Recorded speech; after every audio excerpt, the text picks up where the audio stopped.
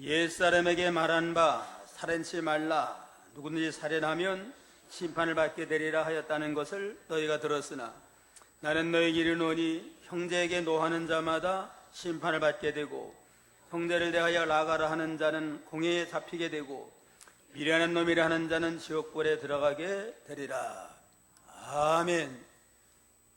이 말씀을 근거로 해서 생명을 존귀히 여기라 하는 제목으로 증거하겠습니다. 다 같이 따라합시다. 생명을 존귀히 여기라. 생명을 존귀히 여기라. 본문은 제6계명인 살인하지 말라 하는 계명의 말씀을 예수님이 새롭게 해석을 한 겁니다. 내용은 생명을 존중히 여겨라.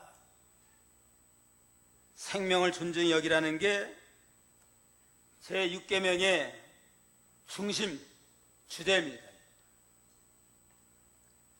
인간의 생명은 참으로 존귀한 겁니다. 왜냐하면 인간의 생명은 첫째는 인간의 하나님 형상대로 지음받았기 때문에 존귀합니다. 하나님이 인간을 만드실 때 인간만 하나님의 형상대로 영혼을 만들고 육신을 흙으로 빚어가지고 사람을 만들고 코에 생기를 불어넣음으로 하나님의 형상을 닮은 산 사람이 됐습니다.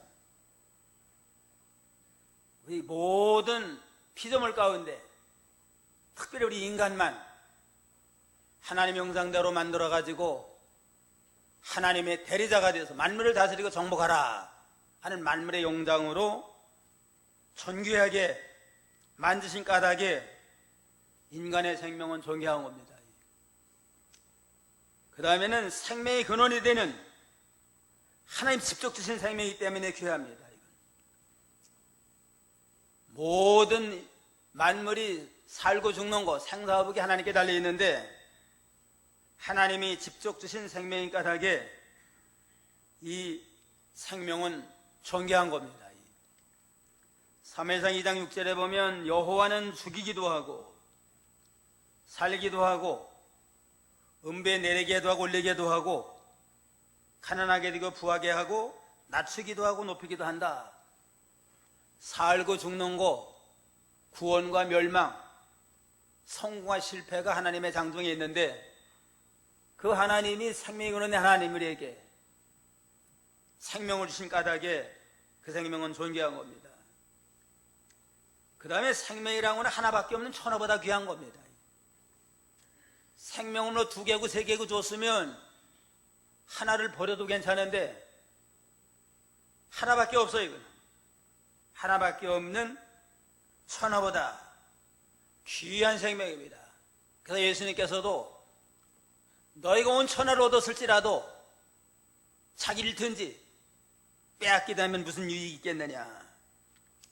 천하 모든 영광을 다 얻었을지라도 생명을 잃어버리면 아무 유익이 없다는 겁니다.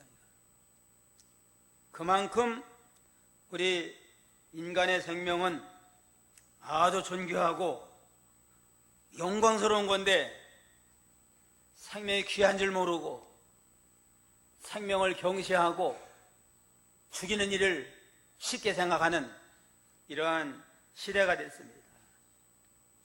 내 생명이 귀하면 남의 생명도 귀한 줄 알고 생명을 존중히 여기고 인권을 존중히 여겨라 하는 게 제6계명의 중심 사상입니다. 그런데 오늘날 생명을 경시하는 그러한 일들이 너무나 많습니다. 사람 하나 죽이는 걸 가볍게 생각을 해요. 요즘 신문이나 방송을 보면 아마 매일 나오다시피 하는 것 같아요. 그냥 사람이 죽었다, 죽였다, 자살했다 이러한 일들이 심심찮게 일어나는데 국회의원을 지낸 사람도 자살하고 중견 배우로 활동 잘하는 사람도 자살하는 사람이 생기고 사업하던 사업가도 죽고 이렇게 그냥 죽는 일을 이렇게 쉽게 생각하는지 모르겠어요. 생활고 때문에 좀 어려워가지고 자살하는데, 자살하면 저 혼자나 죽지, 죄 없는 어린 아이들과 같이 그냥 온 가족이 이렇게 자살하는 그런 경우도 있고, 또 인터넷 같은데 아무 연고도 없이 우리 만나가지고 함께 그냥 죽는데, 그냥 자살하는 그런 일도 있고, 묻지마 범죄라고 해서 아무나 그냥 뭐 닥치는 대로 죽이는 이러한 일들이 있는 거 보면 너무나 생명을 경홀히 여기는 이러한 시대가 됐습니다. 공산국가에서는 자기 정권 유지기 위해서 많은 사람들을, 지식인들이나 부러져야 돈 있는 사람 많이 죽인 일들이 많은데, 이거 참 문제입니다. 요즘 또 이 극단주의 이슬람 IS라고 하는 단체들은 얼마나 참 사람 죽이는 걸 잔인하게 그냥 사람을 인간인 걸 포기하는 그런 일들이 많은데, 이 모든 건 다 하나님 앞에 큰 죄입니다.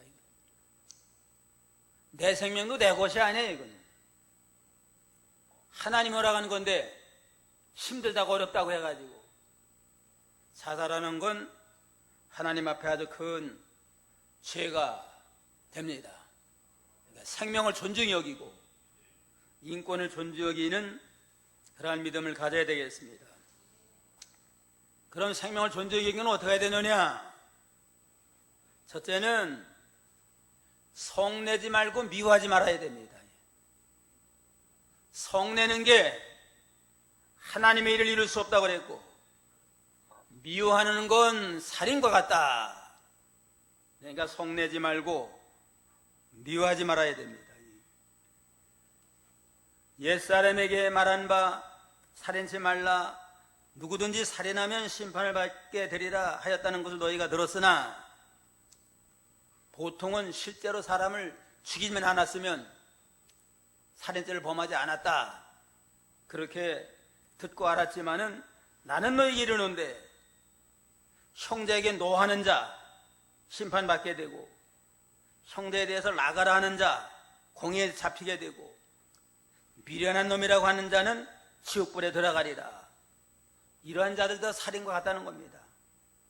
형제에게 노하고 성내고 미워하는 것, 이것도 살인과 같다. 고상한 종교일수록 내적 문제를 중히 여깁니다. 외부적인 죄나 외부적인 면만 중하게 생각하는 게 내적인 심령 문제, 심령이 가난한 데는 복이 있다, 저에게 천국이 많으니라, 그 심령 문제를 아주 중히 여기고 다스려 나가는 게 우리 기독교 아니에요? 살인도 육체적인 살인만 살인이 아니고 마음으로 미워하고 노해가지고 남에게 상처 주면 그것도 살인과 같다, 이렇게 말씀을 하셨습니다. 성내는 거 가지고 하나님의 일이 안 이루어져요. 야고보 1장 19절로 20절.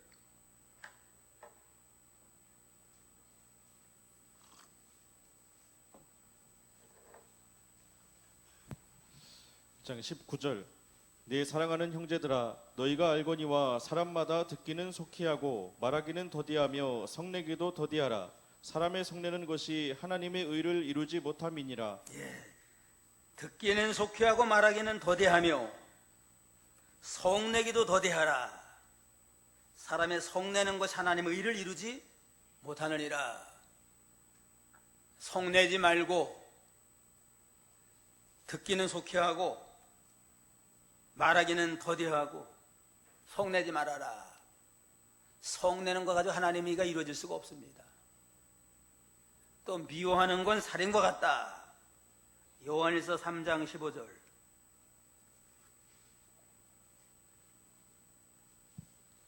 (3장 15절) 그 형제를 미워하는 자마다 살인하는 자니 살인하는 자마다 영생이 그 속에 거하지 아니하는 것을 너희가 아는 바라. 형제를 미워하는 자마다 살인하는 자니 살인하는 자마다 영생이 그 속에 거하지 아니하는 것을 너희가 아는 바라. 마음으로 형제를 미워했으면 마음으로 살인한 것과 같습니다. 그 심령 속에는 영생이 없다고 그랬습니다. 육체적으로 살인하는 것만 살인이 아니고 마음으로 미워했다. 성질 부리고 신경질 부리고 미워했다. 그러면 마음으로 살인한 자와 같아서 영생이 그 속에 거할 수가 없다. 그렇게 말씀을 했습니다.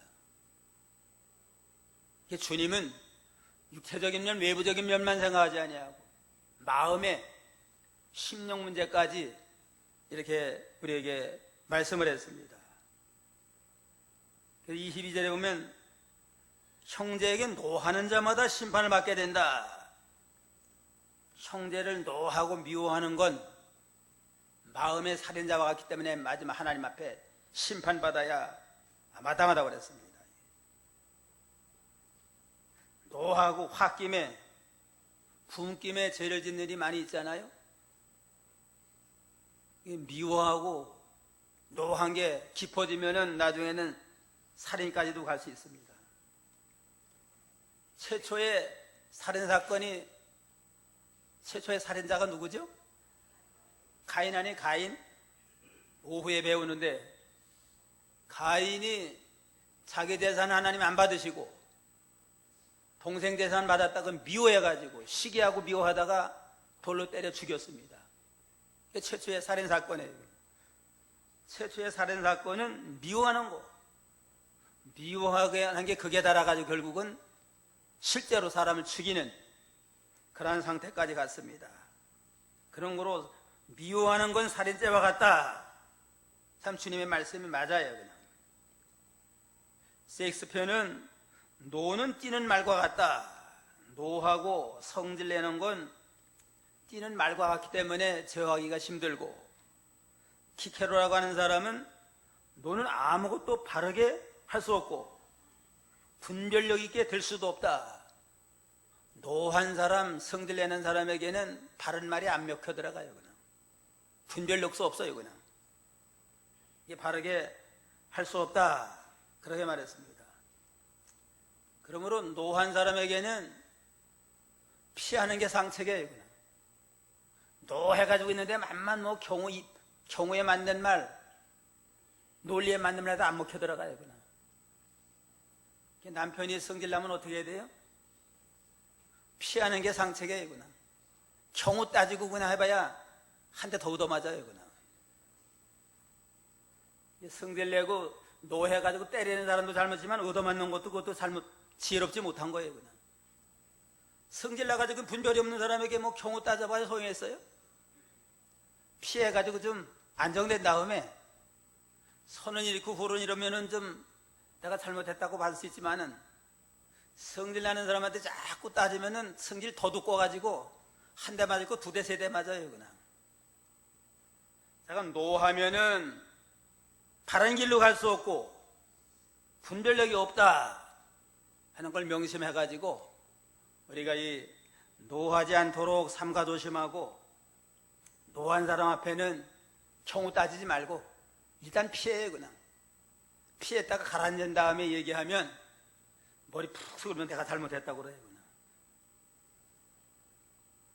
좌우간 제6계명 살인하지 말라 하는 계명의 근본 정신은 성내지 말고 미워하지 말라 하는 게 주님의 명령의 말씀입니다. 내천감상이라고 하는 사람은 노는 하나님의 뜻에 대한 믿음이 적은 데서부터 온다. 노하고 성질내는 사람은 믿음 없어 그렇대요. 그냥. 어떤 사람은 그래요. 노하고 그냥 험한 많은 다음에 자기는 뒤끝이 없대요. 그냥 자기 노해가지고 성질나는 데 한마디 해놓은 다음에는 그 말 때문에 이제는 다른 사람은 상처받아가지고 상처를 받았는데 자기 뒤끝이 없다 그래가지고 아무리 없는 것처럼 해요. 그냥. 그러나 그 말 때문에 상처받고 고민하는 사람이 있을 수가 있습니다. 그러니까 노하고 성질내는 사람은 뭐가 없는 사람이에요? 믿음이 없어가지고 삼가 조심하지 않아서 그래요. 그냥. 노는 하나님의 뜻에 대한 믿음이 적은 데서부터 온다 라는 걸 생각을 하고, 신경을 내고 성질을 냈다 그러면 아이고 내가 참 믿음 못 썼구나, 내 믿음이 요것밖에 안 되나 하고 회개하고 바로 서야만 이 다음에 성질 내지 아니하고 좀 더 좀 선량한 사람이 될 수 있습니다. 낼 거 내고 할 말 다 한 다음에는 나는 뒤끝이 없다, 태생이 그런데 어떡하냐, 그 말, 자기는 뒤끝이 없지만 그 말 때문에 상처받은 사람 많아요. 그냥. 그러니까 노하고 성질 내는 건, 신경질 부리는 건 내가 믿음 쓰지 아니하니 온 거다. 철저히 회개해서 이제는 노도 다스릴 줄 알고 절제할 줄 알아야 됩니다. 에베소 4장 26절로 27절.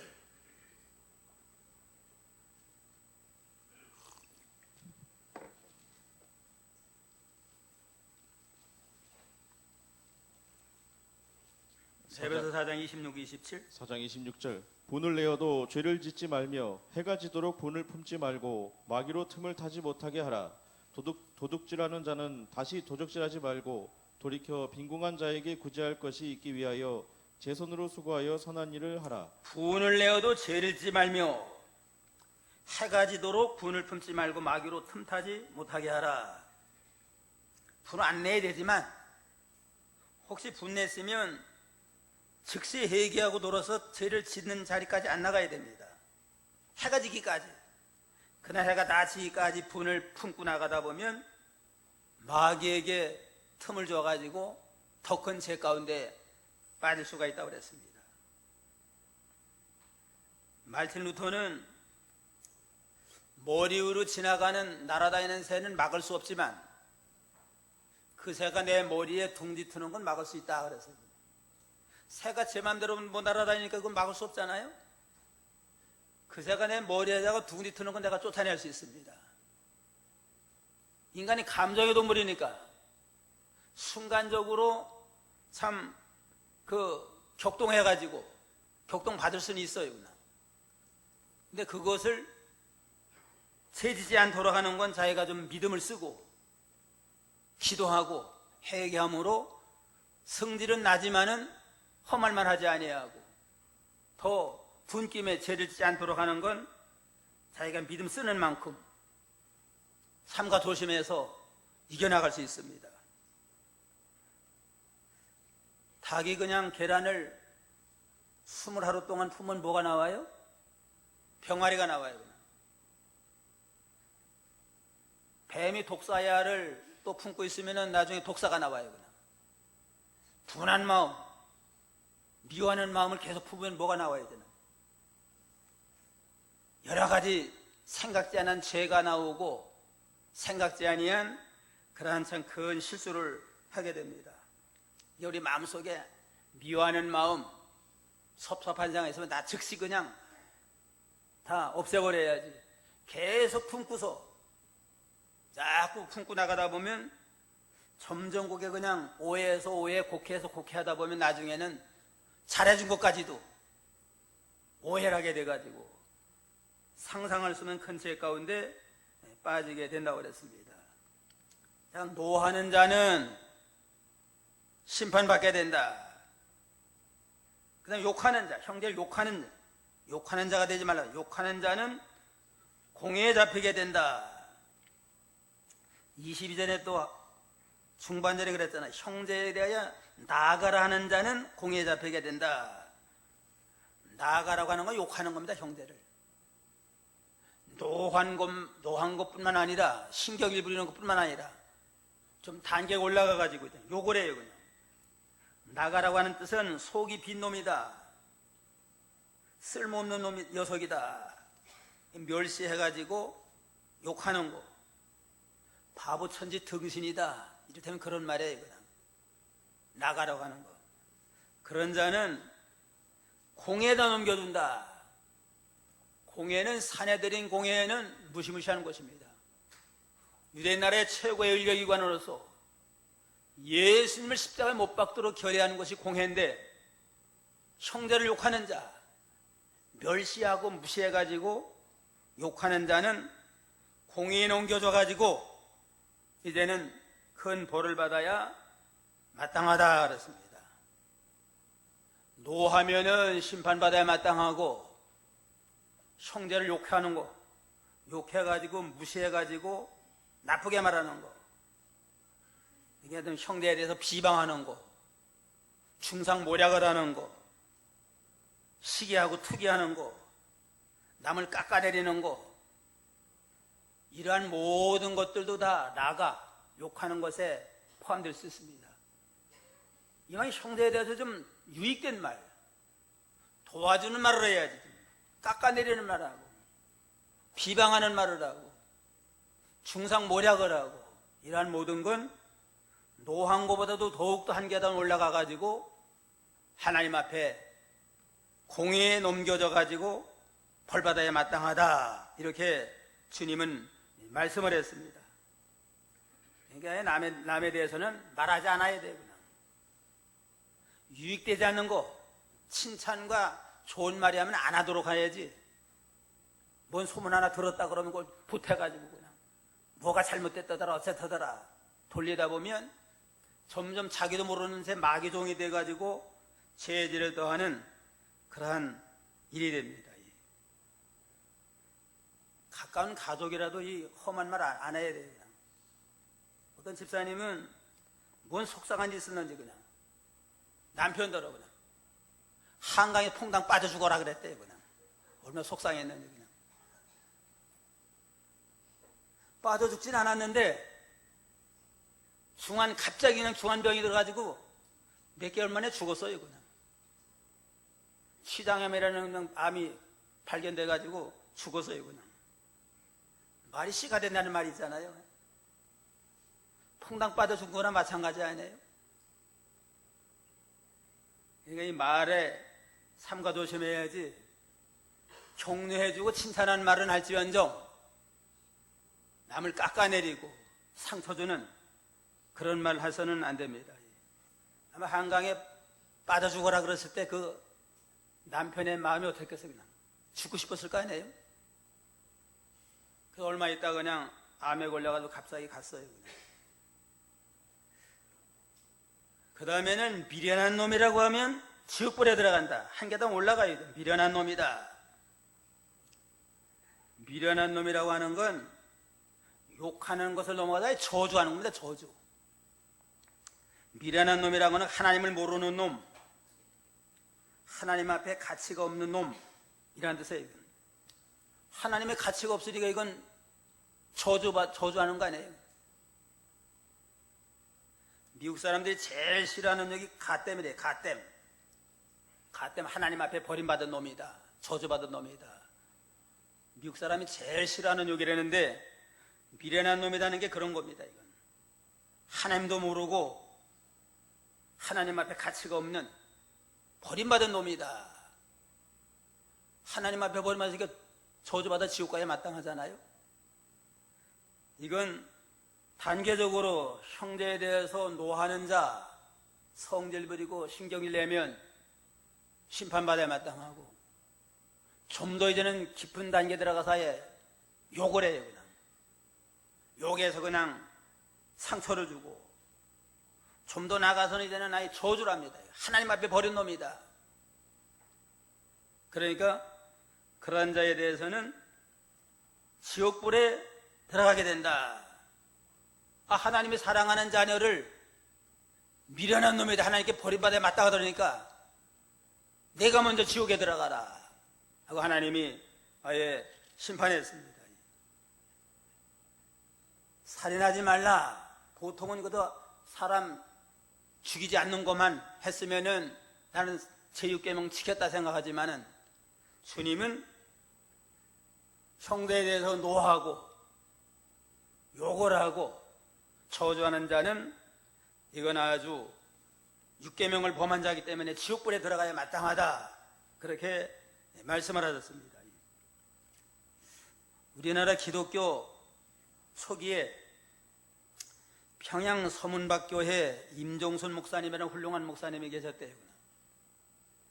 그 교회에서 이제 노회가 열어지고 저녁에는 사경에 사경에게 온 교인들도 다 모여서 은혜를 받는데 하루는 사경에 하는데 사모님이 강단에 올라와가지고서는 우리 목사님은 아무개 82살을 좋아합니다. 그러고 큰 소리 쳤대요. 그냥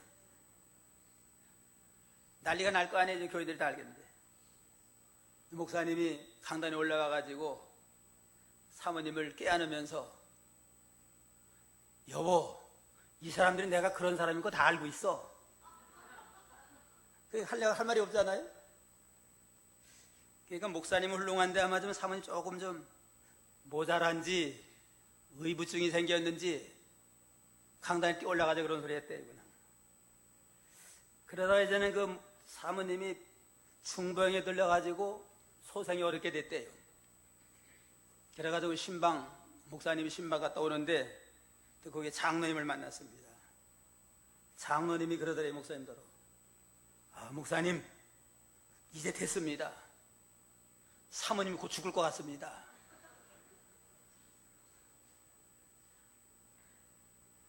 그러니까 이 장로님 생각에는 그렇게 사모님 모자라고 엉뚱하니까 빨리 가는 게 목사님 도와주는 거다 아마 생각했던 것 같아요. 그냥. 이 목사님이 장로님, 제 아내를 미워하는 마음 가지신 것을 이해를 합니다. 그러나 그 마음은 살인한 자의 마음입니다. 하나님의 말씀으로 그냥 깨우쳐줬다고 합니다. 암만 모자라는 아내라 할지라도, 엉뚱하게 사고만 치는 아내라 할지라도 미워하는 건 뭐예요? 이건? 살인과 같다. 그래가지고 장로님에게 깨우쳐줬다고 합니다. 참 그 목사님은 그야말로 성자와 같은 분 같아요. 이제 그만 미워하고 사랑합시다. 모든 사람을 용서하고 사랑하는 거 주님이 원하는 바입니다. 자, 생명을 존중히 여기는 거, 첫째는 성내지 말고 미워하지 말아라. 둘째는 먼저 형제와 화목하라. 화목해야 됩니다. 23절 24절 23절 그러므로 예물을 제단에 드리다가 거기서 내 형제에게 원망들을 말한 일이 있는 줄 생각나거든 예물을 제단 앞에 두고 먼저 가서 형제와 화목하고 그 후에 와서 예물을 드리라. 먼저 가서 형제와 화목하고 그 후에 와서 예물을 드려라. 하나님 앞에 예물을 드려서 이제는 감사로 영광 돌리기를 원해서 예물을 드리려고 하다가 가만히 보니까 형제가 맥힌 게 있어요. 그냥. 맥힌 게 있고 원망들을 만한 일이 있다. 그러면 예물을 두고 가서 먼저 가가지고 형제와 화목을 해요. 그냥. 내가 잘못했다. 서로 사과하자. 해서 인간관계가 맥혀서 그걸 풀 때에 그 다음에 가서 하나님 앞에 예물을 드려야만 그 예물을 받으신다 그랬습니다. 인간과 막히면 하나님과도 막혀요. 그냥. 하나님께만 바로 하면 된다 하고서 인간관계에 바로 하지 못하면 원활하게 하나님과 관계가 바로 될 수가 없습니다. 새마을 보일러가 있잖아요. 새마을 보일러의 물이 이제는 거기서 옮겨가지고 방망 돌다가 이제는 다시 돌아오잖아요. 근데 새마을 보일러가 중간에 막혔다. 안방에서 막혔으면은 그 다른 방으로 갈 수 있어요? 못 가요? 못 가가지고 제대로 기능을 못 해요. 그냥. 또 안방에 계신데 부엌에 가서 막혔다. 새마을 보일러가. 부엌에 막히면은 또 안 돌아가니까 사고 나는 거 아니에요? 이와 같이 하나님과 막히지 않았을지라도 인간과 막혔다. 인간과 막히면 결국 하나님과도 막혀가지고 그 예물을 받지 않으신다 그랬습니다. 이게 먼저 형제와 화목하고 그 다음에 예물을 드려야만 주님이 받으신다 그렇게 말씀을 했습니다. 그러니까 형제와의 관계, 부모와의 관계, 시어머니와 시부모의 며느리와 관계, 모든 인간관계도 먼저 하나님 앞에 참 회개할 건 회개하고 또 인간관계에서 사과할 건 사과하고 그래야만 모든 것 원만하게 이루어진다. 그러니까 먼저 가서 화해하라 그랬습니다. 그 사람이 그냥 뭐 찾아오기를 기다리지 말고 먼저 가라고 그랬잖아요. 24절 한번 읽어봐. 24절. 24절 예물을 제단 앞에 두고 먼저 가서 형제와 화목하고 그 후에 와서 예물을 드리라. 먼저 가서 형제와 화목하고 그 후에 와서 예물을 드려라. 오기를 기다리지 말고 찾아가서 화목을 하고 그런 다음에 예물을 드려야만 그게 하나님 앞에 합당하다. 그렇게 말씀을 했습니다. 셋째는 기회를 놓치지 말고 회개하라. 회개하는 것도 기회가 있어요. 기회 지나가면 안 돼요. 그냥. 25절로 26절. 25절 너를 송사하는 자와 함께 길에 있을 때에 급히 사화하라. 그 송사하는 자가 너를 재판관에게 내어주고 재판관이 관예에게 내어주어 옥에 가둘까 염려하라. 진실로 내게 이르노니 내가 홀이라도 남김이 없이 다 갚기 전에는 결단코 거기서 나오지 못하리라. 송사는 자가 함께 길에 있을 때에 급히 사화하라. 송사는 자가 너를 재판관에게 내어주고 재판관이 관에게 내어주어 옥에 가둘까 염려하라. 재판하러 가다가 둘이 만났다. 만나면 재판관에 가기 전에 먼저 사화하라고 그랬습니다. 사화하고 그 기회예요. 기회. 그때 사화하지 아니하면 결국은 법대로 이제는 감옥에 갈 수 있고 또 더 큰 어려움을 당할 수 있다고 그랬습니다. 회개는 빠를수록 좋습니다. 회개하고 사화하는 건 빠를수록 좋아요. 그냥. 기회를 놓치면은 땅을 치며 통곡을 해도 아무 소용이 없습니다. 누가 기회를 놓치고서 그냥 울며 통곡해도 축복을 못 받았어요? 에서가 장자의 축복을 그 장자인데, 육신의 장자인데, 야곱이는 동생이지만은 늘 장자의 축복을 사모했습니다. 내가 아브라함의 믿음의 축복을 계승해가지고 믿음의 장자가 되자. 그래가지고 이제는 에서가 사냥을 해가지고 피곤한 가운데 왔을 때에 내게는 팥죽 한 그릇 달라. 그러니까 장자의 명복을 팔면 내가 주겠다. 그러니까 이 에서가 장자의 명분이 뭐 배고픔 해결해 주느냐? 그럼 내가 팥죽 한 그릇 달라. 장자의 명분 내게 주마. 그래가지고 장자의 팥죽 한 그릇 장자의 명분 팔아먹었잖아요. 그 다음부터 회개해야 돼. 회개해야 돼. 회개하고 나가면은 장자 축복을 안 잃어버릴 텐데 다 잊어버리고 이제는 뭐 소중히 여기지 아니하고 나가다가 장자 축복을 야곱이가 먼저 가로챘습니다. 이삭이가 사냥해서 고기를 가지고 오면 내가 먹고 축복을 하마. 에서에게 말하니까 에서가 사냥한 사이에 그 리브가가 그 소리를 듣고서 자기가 사랑하는 야곱에게 장자복을 갖게 하려고 너는 빨리 가서 이제 염소 한 마리 잡아봐라. 어머니가 맛난 음식을 자기 남편 제일 좋아하는 음식을 만들어가지고 대신 야곱이 가서 장자복을 가로챘잖아요. 다 받은 다음에 이제는 에서가 왔습니다. 왔더니만 이삭이가 눈이 좀 어두워가지고 분별 못해가지고 장자 축복을 다 받았는데 너에게 줄 게 없다. 그때 울면서 통곡을 했으면 아무 소용이 없습니다. 장자 명분 팔아먹었을 때 그때 회개하고 바로 서면 지킬 수 있는데 기회를 놓친 다음에는 암만 울며 통곡을 해도 소용이 없습니다. 송사하는 자와 함께 길에 있을 때 급히 사와라. 기회를 놓치면 이제는 재판관에 하나님 앞에 심판받으면 끝나잖아요. 그냥. 심판받기 전에 회개하고 사화하면 이제는 모든 죄를 용서받을 수 있다고 그랬습니다. 오늘 생명을 존중히 여겨라 제6계명에 대한 주님의 해석인데 생명을 존중히 여기라는 뜻에서 첫째는 뭐라고 그랬어요? 성내지 말고 또 미워하지 말아라. 그 다음에 둘째는 뭐예요? 먼저 형제와 사화하라. 마지막 어떻게 해요?